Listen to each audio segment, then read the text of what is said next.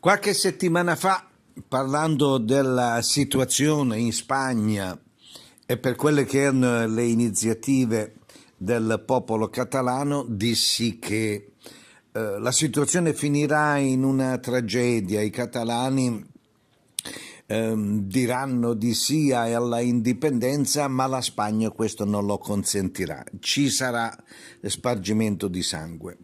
Cari telespettatori, ieri il Parlamento catalano si è riunito. Il presidente della Catalogna ha detto sì, l'indipendenza c'è, ma c'è nei fatti, c'è stato un referendum.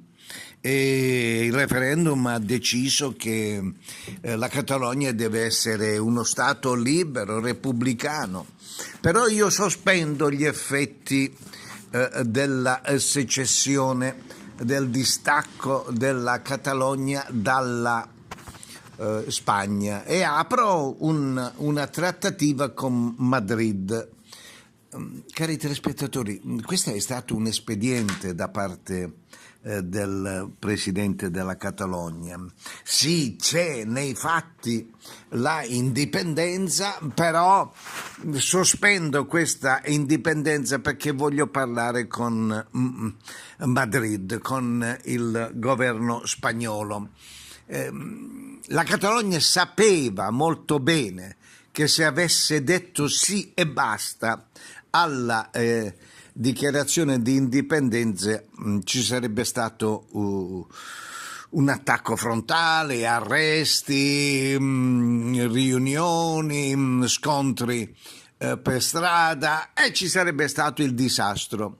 Ma il Consiglio dei Ministri della Spagna si è riunito, ma prima di riunirsi si sono Rajoy, che è il capo del governo della Spagna, ha voluto prima sentire quello che decideva, suggeriva il suo partito, che è il Partito Popolare, e ha voluto sentire anche il Partito Socialista, il presidente dei socialisti spagnoli, e poi ha riunito il Consiglio dei Ministri per dire con molta chiarezza no, la Catalogna deve dire subito qual è la sua posizione, perché se c'è stata una dichiarazione di indipendenza noi questo non potremmo mai accettarla e contesteremo con i fatti questa dichiarazione.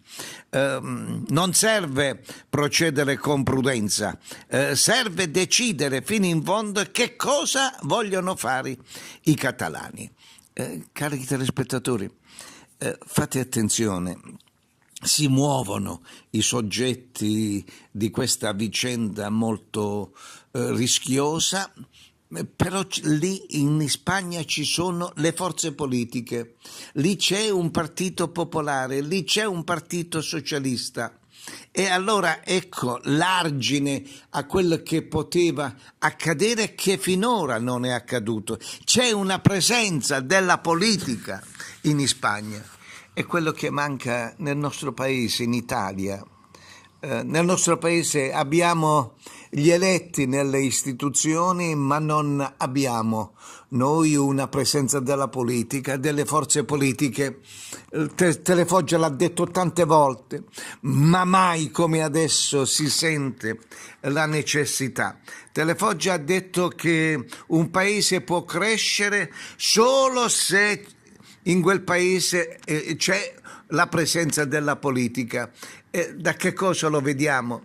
Che il Parlamento ieri ha votato per la legge elettorale e ha deciso di mettere la fiducia sulla legge elettorale, su una legge elettorale dove il popolo è un attore triste, emarginato, non conta. Il popolo non deciderà mai, non voterà mai per il rappresentante del territorio o per chi deve andare in Parlamento. Il popolo al massimo può decidere sul voto per una forza politica, nient'altro.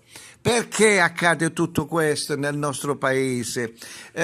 Dicono sì un po' tutti, dai 5 Stelle, Bersani, D'Alema ed altri dicono che qui c'è una perdita di democrazia. E perché accade tutto questo? Perché non ci sono forze politiche nel nostro paese, cari telespettatori. Manca la politica e tutto, ma tutto può accadere. E il nostro paese è stato appaltato da una lobby che non è fatta di partiti, ma è fatta di decisioni delle istituzioni, ascoltando, sentendo quello che altri livelli internazionali decidono per il nostro paese. Noi non siamo un paese libero che può decidere il proprio futuro, no, non lo siamo.